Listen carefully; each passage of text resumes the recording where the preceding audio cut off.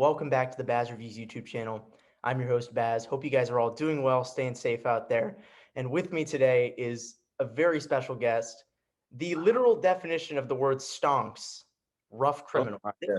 This man started his channel March 31st, 2021, and these are his numbers. Of course, at the time of this recording, it'll be a little bit different, but well approaching 60,000 subscribers, almost approaching 5 million views. It's very Crazy. impressive considering you've just had your channel for under 2 months. So how are you today, man? Congratulations on all the success. How have you kind of reacted to everything that's happened, and like what have been some of the best and worst things to have come from it? That was a mouthful, I know, but That's a lot. No, I'll do what I can. First, thanks for having me, man. I love getting any kind of support. Obviously what I'm doing is lighthearted. It's a bit of a parody. So to see people actually operating within the same music space that like what I'm doing, it means a lot to me. As far as how things have gone since I started posting this, I did not expect any kind of traction at all. I was totally happy doing this for 18 subscribers, which is like my cousins and some friends and my brothers, and that's it. But things took off out of my control, and it's been really wild to see. I'm enjoying it though, because I love music, so I'm just talking about music in the most concise manner possible, and hopefully getting an opportunity to turn people on to albums they haven't heard. So that's been my favorite thing, I think, is when I see comments from people saying, wow, I'm actually going to go listen to this. Like, this has intrigued me in a way that another review doesn't. Like, that means a lot to me.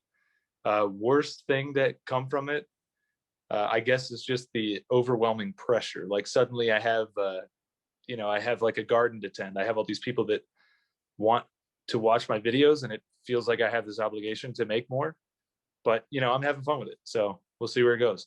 that's great, man. Yeah. No, and of course, for those of you who don't know Rough Criminal here, his spiel is he does 10-second album reviews. He calls it the world's fastest review.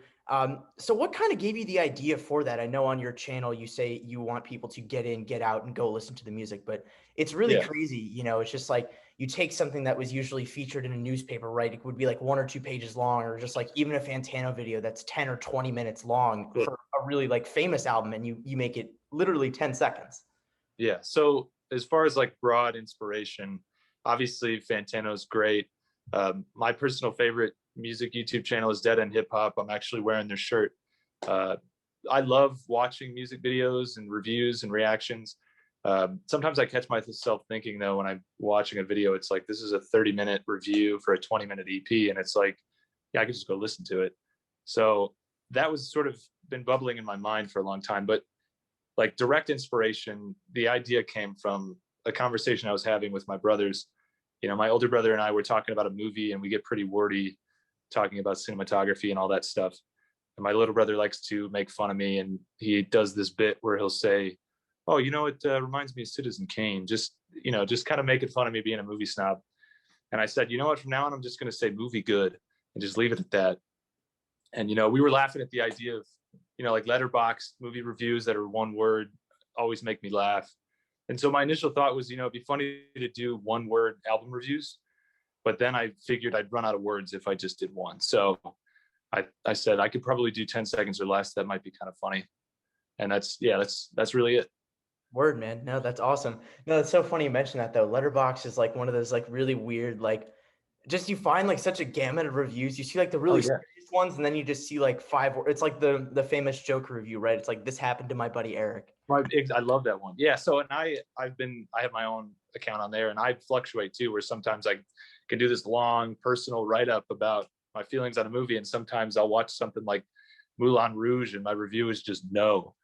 And I think that sometimes less is more. That's kind of the premise here too. Yeah, no, absolutely. Feel free to give me a follow on Letterboxd, by the way. My account is thebaz28. I'll also link that down in the description for All anybody right. Yeah. I'll check it out. my film takes. But no, yeah, no, I love movies too. I watched a lot last year because again, I was in quarantine and kind of bored. So Yeah. Big movie buff. I've got one movie review up, it's the and that's Godzilla Kong one, right? and I might do more of those because that I think is kind of funny. But we'll see. The music ones I think is the bread and butter. That's what people are looking for. So I'm trying to please the fans at this point. Very nice, very nice. But I guess like, what are some of your favorite movies? I'm working on a like a Q&A type video where I answer people's questions in 10 seconds or less. That's probably going to come out in a bit. And one of the questions people had was, "What's my favorite movie?" And my favorite movie is Tree of Life by Terrence Malick. Oh wow. I'm a big Malick fan, but to not all obscure stuff. My top three would be that 12 Angry Men and Adventureland. I really love Adventureland. All right, nice. I think for me, like the Tree of Life, that is like a mouthful of a movie. It's like so Yeah, many different things going on. Like I've only seen it once. It was really good, but it was just like I don't know. It's just so overwhelming, yeah, just all that stuff going on. But 12 Angry Men, a classic. I love Sidney Lumet as a director. Excuse me. No, like yeah, of 12 Angry Men, Network, Dog Day Afternoon, all wonderful films. course. Yeah, yeah. Malick is it's a tall order, and a lot of people, they talk about the idea of a Malick gene, that some people just don't click with those movies at all. Some people love them. It's very polarizing, and Tree of Life is, man, it's every time I watch that movie, I kind of feel like it's the only movie that should exist. Like it's that pristine, it's that level of artistry, but most people will watch it and be like, this is the most pretentious, boring thing I've ever seen. But what can you do? Yeah, exactly. You can't please everybody, I guess. Right. Yeah, but I'm curious to know, switching gears here, what's the significance behind the name of Ruff Criminal? It's a very like that's how you address yourself. Like even to me in the email, you're like Ruff Criminal. Yeah. Give me your Yeah. name. So I'm putting this in my Q&A video too. I just put my name into the Wu-Tang Clan name generator, and that's what it spit out. That's if you, I imagine you might know this, but Yeah, that's the story yeah, of Childish Gambino, how he got his name. hmm And it's the same website that is proud to say they named him. And I thought Rough Criminal had a good ring to it. And my I have something in my bio on YouTube about Sound Dog. That was my initial thought, was to call my channel Sound Dog, but then when I just searched that on YouTube, there were like 20 or 30 that already did that, and I thought I'll go with something more unique. No, but it's so funny though, like just how Donald Glover just went onto that website and he just like got the name. Yeah, And like if you do that, like you'll sometimes get literally Childish Gambino from it. yeah. Well, and the thing too is I see sometimes every now and then there's somebody in my comments who knows that it's a Wu Tang Clan generated name, and I think it's because there's only so many words in that app, whatever they're using, that it'll probably spit out Rough Criminal in response to a lot of different people's names. Which, if you get that too, congratulations, you are me. That's great. Yeah, no. But I guess go into your process of like making a video, I guess. Like it's only 10 seconds even less than 10 seconds. It's funny, like you could literally like I was even to prepare for this, like I got through your whole channel in maybe like under 15 minutes. Like how do you like go about like making a video? Like thinking about what to say, like how to kind of like have like everything that goes into it, even though it is just so short. The question is really funny to me because the idea that I have like a creative process makes me laugh. I just, when I started it, I was just, I listen to a ton of music and I think about albums all the time. And every now and then, something will pop into my head of like a way to describe it in a quick sentence or whatever. And so that's kind of, I mean, that's where it starts. It's just I have a thought about an album. Maybe it's one word, maybe it's a sentence, maybe it's a specific detail about the album, because some of mine is like a reference to a lyric or something that I really like. And yeah, I mean, I just sit down and I have been recording these in chunks because they're so quick. I just sit down and say it really quickly. And yeah, I obviously what I'm doing is a parody and I want it to be funny. And that's why, I present it as a 10-second review. But like you said, the beginning of the video is not, it's just me introducing the album, which is entirely unnecessary because you already know what it is from the thumbnail. But I like that idea of wasting what precious time I'm offering to just introduce the album. And so that, I don't know, I just sometimes it's just a funny idea for like, let me try this, see if this works. Like the Kendrick Lamar Damn review, somebody said you should review the album that plays all the tracks in reverse, and I said, how about I just reverse my review and post that? It's just, just trying to make, myself and my family and friends laugh. That's really all this is.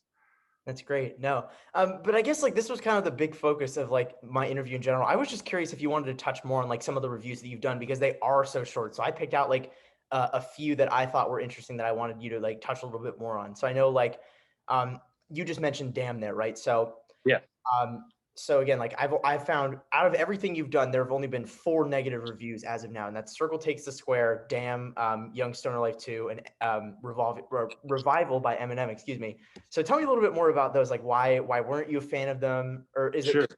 To be fair, some of the videos that I have other albums that I've done reviews for that I'm not a big fan of, but to me, I would rather focus on something good about the album or make some kind of joke that doesn't really reveal that I don't like it. Because, at the end of the day, I kind of want to drive people to go listen to the music. And if I'm too harsh on it, that's not going to work, right? I want to give somebody a reason to go check it out if they haven't heard it, because I think it's silly sometimes when people make this joke like, oh, thanks for reviewing this. Now I know what my opinion is. It makes me laugh, but people are like that, where they take a critic's word as true. And I'm not a critic, obviously, but yeah, just go listen to the music and see what you think. So if you want to go one by one on some of those, I could talk about them in more detail. You can if you want, but I think that answered like that set of reviews like pretty fairly, you know? Okay. Yeah. I will. The one thing I'll say is, I guess with the Eminem album, that's probably my most negative, easily my most negative, because Okay, that that's, clears things up. and yeah, because that idea is, or what I said was that it was the fastest album I've ever heard, and that's because I skipped all the tracks. Right, no, exactly. That's a true story. My little brother and I were on a plane coming home from a vacation or something, and I decided to listen to that, and I really wasn't liking it, and so I told him to look at my phone, and I just started skipping the songs and was like, wow, this is really fast. And we've been laughing at that joke for years now. And so, once I started doing this, I'm just thinking back on different jokes I've made about music or things. And that was one that I was like, yeah, I'm not worried about saying something negative. It's Eminem. I'm not going to hurt his legacy. But yeah, that one makes me laugh. Right. No, that's interesting though. What you said about like critics too, it's just like there are so many people, even like Fantano, for example, it's like he is one of the most like influential, one of the biggest Yeah, pioneers of internet journalism, but he's subsequently one of the most hated and it's crazy. disrespected on the internet. I think the problem is because they think he's the end all say all because he has so many subscribers. And I think that's wrong at the end of the day. You kind of have to look at it like a two-way street, right? Because he's not going to like everything you like, and you're not going to like everything he likes. But I just like seeing the point of view that he has. Like there are so many takes Yeah, that I don't agree with and I don't like, but of course. I'm always interested to hear it because I don't know. I just Well, think it's important to get just a different viewpoint before I like give my final thoughts on it. yeah, and I'm a big fan of his channel too. He's obviously a pioneer in the YouTube music review game. And I think the only person who should agree with all of his reviews is Anthony Fantano, right? I mean, that's everyone should have their own experience of the albums. And kind of going back to what I said, Dead End Hip Hop being my favorite channel, I think the reason that I like them so much is because their videos are presented as a conversation where they have 4 or 5 guys just talking about the album. And rarely do they ever all agree.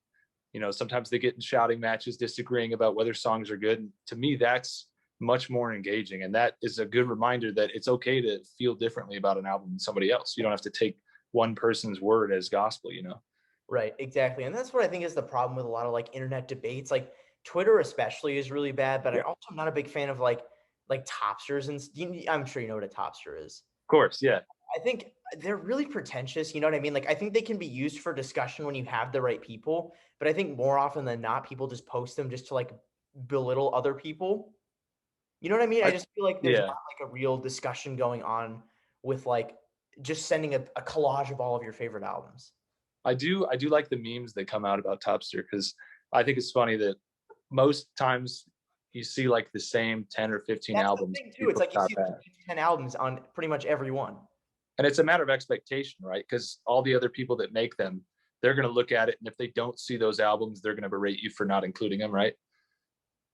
Yeah, Which, that's the thing. You're really like invalidating the individual experience, which you mentioned a minute ago, which is so yeah, important with music.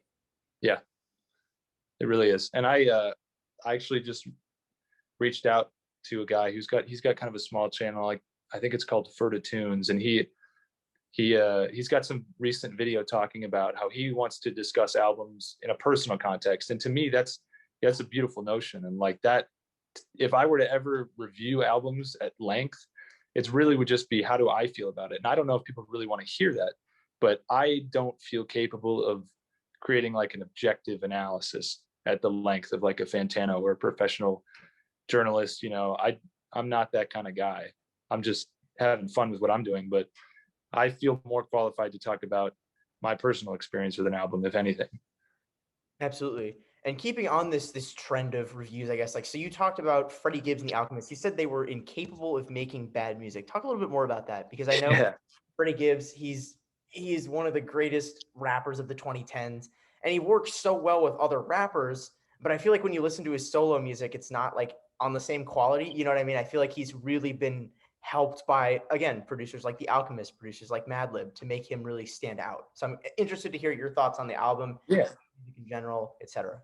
So Freddie, I've been listening to him for a few years. I think probably since Pinata, which I love. But he's a guy who's really, his game is just continues to elevate with every project he puts out. He's always pushing himself to try new flows, and he's somebody that's really impressed me over the years. Because when I first listened to him, I wasn't that big of a fan. I didn't see a whole lot of versatility in his rap styles, but as he keeps going and going, I'm like, man, this guy's really good. Like it's grown on me. But to me, the other thing, big important thing to mention with Alfredo is Alchemist. I'm big on producers. I love giving credit to producers, and Alchemist he has been on an unbelievable run for the past few years that just blows my mind. Like so many albums with one artist. He did the Boldy James. He did one with Action Bronson that I really loved. He did the Arm and Hammer this year.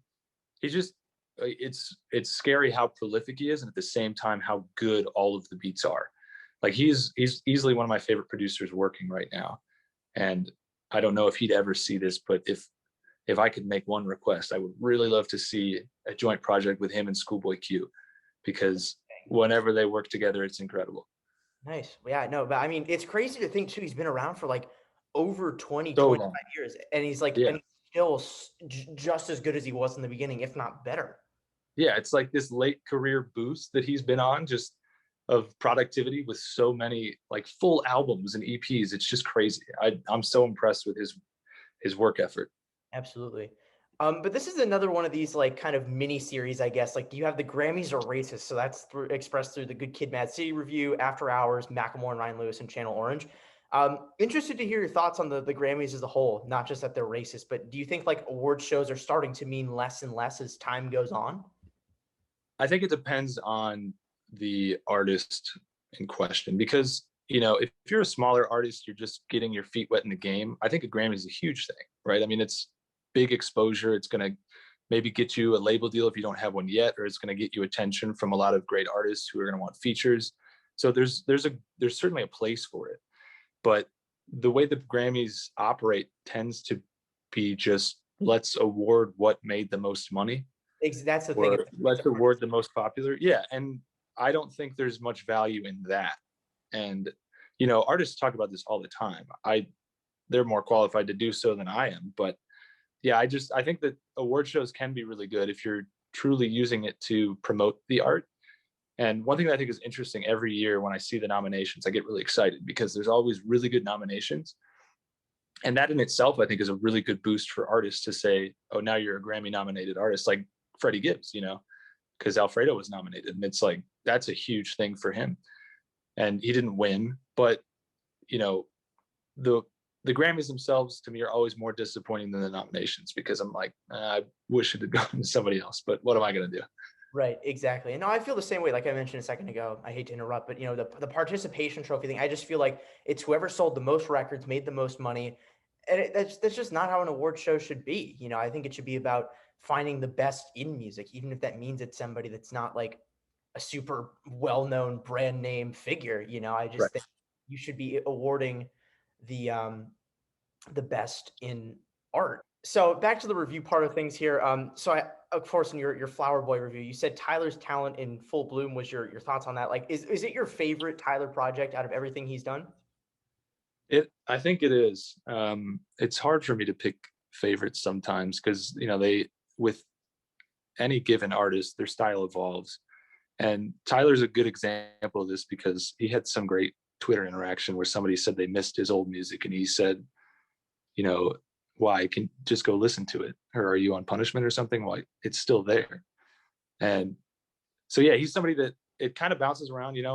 I might be in a mood for a different album, but I think Flower Boy overall is probably my favorite because there's a really good degree of variety on there. Yeah, absolutely. I just did a Tyler Worst to Best video, which dropped last Monday for you guys who didn't see it yet. But Igor was my number one, and again, that's your most popular review. But Flower Boy is, I think, that's a number two record. Like the difference between those two, though, I think it's night and day. Personally, like they're just two completely different albums, but they're so special in their own way. Like they're both on almost the same level of greatness. Yeah. And, I think as early as Cherry Bomb, you can see him start leaning into the more melodic stuff. And it was cool to kind of watch that progression from Cherry Bomb, Flower Boy, Igor, where he got more and more melodic and less, the hardcore rap stuff that made him who he was in the beginning. So it's been cool to watch that progression, even if, maybe you're not a fan of one of the albums or another, there's always something cool in his catalog. Absolutely. And no, it was funny actually. A friend of mine actually kind of brought up an interesting point. Like without Cherry Bomb, there probably wouldn't have been an Igor. And I had to think about that for a second because to your point, like the more melodic stuff, the shift away from like the hardcore. Like even though Cherry Bomb isn't one of my favorite Tyler records, I still think it is a really important one in his discography for a multitude of reasons. The Yeah. sound especially influencing his later stuff as well. Let me ask you this. Is your picking Igor at all influenced by Anthony Fantano's praise for Igor? I don't like again like he like what did he gave it a 9 and he gave Flower Boy a 9. So they're both like on the same level. I think for me, I I just remember the first time I heard it. It was just something like out of body. I Yeah. don't think it was really influenced by Fantano. I feel like a lot of people might argue that, and that's totally a valid question. But I just feel like at the end of the day, it's just such a dynamic record. And I think for all of the artists, and I said this in my video, for all of the artists who have used their fame to kind of change their sound just kind of on a whim, I feel like Tyler's one of the few that have done it right. And Igor is really like the best of that, in my opinion. Like some people might argue, like, it takes too much from Kanye, it takes too much from these genres of past, but I feel like there's enough of his own personality in these songs to really make it stand out and just sound like something he would make. Yeah. No, it's really cool that he took, you know, the fame that he created and decided I want to go in this other direction. I love when artists do that.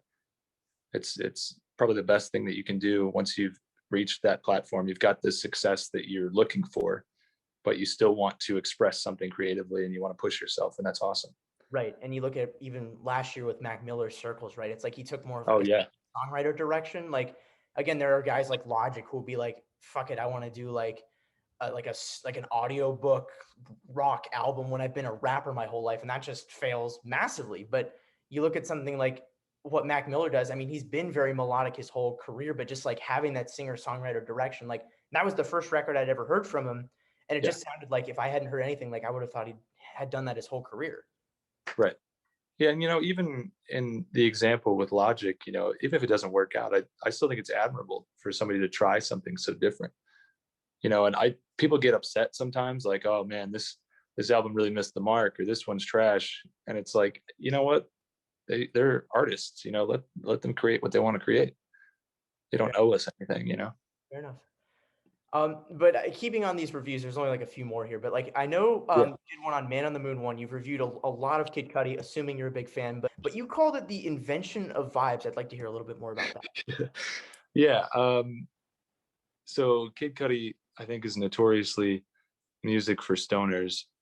I mean, most people I know who smoke weed like Kid Cudi. Yes. And, the way that people talk about vibes, that's sort of a thing that's cropped up in the last few years. I feel like it's very much indebted to that same headspace that Kid Cudi operates in. And, he's got all these tracks that kind of reference it. I think of like Frequency on Passion, Pain, and Demon Slaying, or Cudi Zone. He's got this whole idea of, transporting you into this headspace And I think vibes is, it's obviously a kind of a buzzword way of describing it. But yeah, I think Kid Cudi, he brought such a unique style with that album. And even before that, he's been such a cool force to see in hip hop. Absolutely. Yeah, I think personally, for me, like Kid Cudi's from Cleveland, which is where I'm from. Um, Okay. and I mean, he's big there. But I just feel like, despite being a hometown hero, I just feel like so much of his music just kind of misses the mark for me. It's like Man on the Moon 1 is great. Man on the Moon 2 is like okay. Man on the Moon 3 was all right. I mean, I definitely wasn't going in with the highest expectations, but then just like the middle of his discography is just like really mind baffling to me. Like I'm just not Hmm. the biggest I fan can, of. I can see what you're saying. Yeah, I think I'm more forgiving with Kid Cudi than most. I like a lot of his albums, and this kind of goes back to what we're saying about experimenting. One of my favorite albums from Cudi when I first became a fan was Wizard, because I at that point hadn't heard anything like that, especially from somebody who presented himself previously as a rapper. I was amazed with that album, and I still to this day love that. And I think the only album in his discography that I don't return to, or the one that I return to the least, would be Speed and Bullet to Heaven. There's a lot on there that I'm not really into, but yeah, he's somebody that really pushes himself in different directions, and I think it's cool. And yeah, it doesn't always work, but there's always something for me. That's how I feel. Yeah, no, and even the worst of his records, to your point, like Speed and Bullet or something like that. Like there's always just like one or two songs that I would like probably say, yeah, I could go back to this and enjoy it. Right. Yeah. But again, this is one that I resonated with a lot personally. Your review of 99.9% by Kate Tronada, you called it your favorite dance record ever made, and it was actually Yeah. my first introduction to kind of dance and electronic 4 or 5 years ago. So I'm just Nice. interested to know like your experience with it, why you think it's your favorite dance record, because it's such a recent album. It just turned five Yeah. today, but So the first thing I want to say is I know a lot of people on that video are commenting things like, "Oh, really? This over a Daft Punk record or an LCD Sound System?" right, that's my And thing. Like that's what I was so yeah, curious about. Like I wasn't gonna outright say it, but I was just like, yeah. it's an interesting pick, and it's up there as one of my favorite dance records of all time too. My answer to that is yeah, absolutely. It's my favorite. It doesn't have to be your favorite. But man, when I found this album, I think it was because of Anderson .Paak, who I'm a huge fan of, and I saw he was featured on the song "Glowed Up," and I was drawn to this one because the album cover is so colorful. That album covers mean a lot to me. So sometimes just seeing one that's really cool pulls me in. But the music on it is just so exciting. Like the drums are so clean. It just doesn't sound like any other dance record that I've heard. Obviously, I'm sure he's got influences and he could point you to, some of those, but it was so refreshing to me to hear it at that time. And, Kate Renata is a guy, I believe he is Canadian. Yeah. And I think maybe his parents are Haitian, something like that. So he's drawing in a lot of different cultural influences, and you can hear it in the music. And to me, it's reflected in that album cover that's so colorful and so vibrant. I mean, the sound of that album is just really vibrant, and like an LCD Sound System. I would maybe be into that as a favorite dance record if I was somebody's uncle, I guess. But Kate Renata to me feels fresher. It feels newer. It feels more exciting. And I mean, in terms of actually making me want to get up and dance, I don't think any album does it like that one for me. Fair enough. No, and I mean, like to your point, like he just draws from so many different influences. Like it's not even all dance. Like again, you've got like Yeah. Bus Ride with Kareem Riggins, right? Like that's like a lo-fi jazz song. You've got Drive Me Crazy with Vic Mensa, which is like a trap anthem. Even Glowed Up, I wouldn't even call like dance. It is another like rap track. Yeah, I agree. But at the same time, even the ones that aren't dance songs per se are still very much, groovy, and they're going to want to make it. Like that's the beauty of his sound, I think. Yeah, no, absolutely. But keeping on that Anderson Paak train here, you mentioned Malibu again, another gateway record for me. You said it's about as good as an album can get. Would you say it is like a top five record, a number one album? Like, where would you rank it on your all time? I have no idea. Maybe one day, maybe on my deathbed, I'll make a list of my favorite albums and see where that one goes. But I don't even know if it was my favorite album of that year. But anytime I listen to it, it's like front to back. I enjoy every track. I can always put that on if I want to be in, kind of a good mood. I remember when it came out, I think it came out in like a January or February, and I was blasting it on some speakers while I was shoveling my driveway. And it was like, this I feel like it's summer, even though I'm shoveling snow, you know? It's just such a feel good album for me. And I I felt like it was really exciting when I discovered him through that Dr. Dre album where he had a lot of features. I was like, oh, this guy's going places, you know? And so I was pretty much a big fan right when that album was about to come out. So to have that come into my life and have it be so incredible, and I mean, I can't see a lot of people talking bad about it. There might be a couple of tracks that you don't like, but I just think it's such an amazing album. No, I agree. Like I have nothing but positive things to say about it. Like to your point, cover to cover, it's just really just a consistent album. So many incredible just variants of R&B and soul. I think he just does a great job of introducing that to a modern audience. And again, is Yeah, an, you mentioned album cover just a minute ago. That is like one of the most interesting pieces of art on an album that I've ever seen. yeah, it's a great one. So yeah, that's it is about as good as an album can get. I stand by that statement. But I actually found your Bandcamp page, which I thought was interesting, and I know that OBE Volume One by Anderson .Paak is also on there. Tell me a little bit more about that and some of the other records on there. I see Punisher by Phoebe Bridgers, a couple Mitski records, and one that that caught me by surprise was Season Desist by Blarf, which is Yeah, the call Eric it what you Andre. want, but Yeah, I think it's a crazy album in and of itself. yeah. So I mean, the first thing I would say about Bandcamp is that's probably the best way to support artists. Which, you know, obviously my channel is a joke, and I'm poking fun at what I do, but I'm all about the music and I'm all about supporting artists. And so that's that's probably my biggest vice is buying albums, whether it's on Bandcamp or otherwise. And that's usually where I go to if I know that an artist has a page on there. Sometimes I might be getting exclusive records elsewhere, but um, to answer some of the specific ones, the OBE, you know, I just wanted to get my hands on more music from Anderson .Paak, including going back to his older catalog. Uh, the Blarf one, I thought it just made me laugh. I don't even think I had heard it yet, and I just wanted to buy it because Eric Andre makes me laugh. Right. Um, Phoebe Bridgers, I'm a huge fan of. I don't know. More recently, I got a couple, and I tweeted about them on Friday for Bandcamp Friday. Would be Bruiser Wolf and Novelist. I'm a big fan of those albums. Novelist and Mega Ran did a Maverick Hunters. It's kind of a video game themed album. It's really really cool. And then Bruiser Wolf. If you haven't heard of him, anybody who's I'm thinking about doing a review of his soon. He sounds like uh, he's got this really unique style that reminds me of rappers like E40 and Sugar Free, and it's unlike anything you'll hear this year, next year. It's just incredible punchlines, incredible delivery. I can't listen to it without smiling, and I imagine young people might not even get it, but man, it's just that I'm kind of obsessed with that album right now. Cool. I'll definitely have to check it out. It seems really cool. Yeah. But getting into like the last little bit of questions here, I was just curious to know, like, is there a new direction coming for the channel? I know, like, you've said, like, you'd rather point out albums that you spent time with or that you thought were overlooked rather than to just talk about new releases. But like, is there anything else that you kind of want to do, like, ahead with Ruff Criminal as a whole? Yeah. So, like I said, I'm doing a kind of a Q&A video, which will be a little different. Obviously, it's going to demand more time from people. I can't answer all those questions in 10 seconds. But I've got some other ideas that I'm, you know, working on. One, I'm trying to collaborate with somebody else to do kind of a, you know, a stream, which would be pretty interesting if we can pull it off. I honestly don't know where else I'd like to go from this. I want to stress though that, you know, I'm not a critic. I don't really want to be on the level of anybody like a Anthony Fantano, because I think for me personally, if this were to become a job, you know, it might make me like music less, and that's not something I want to have happen.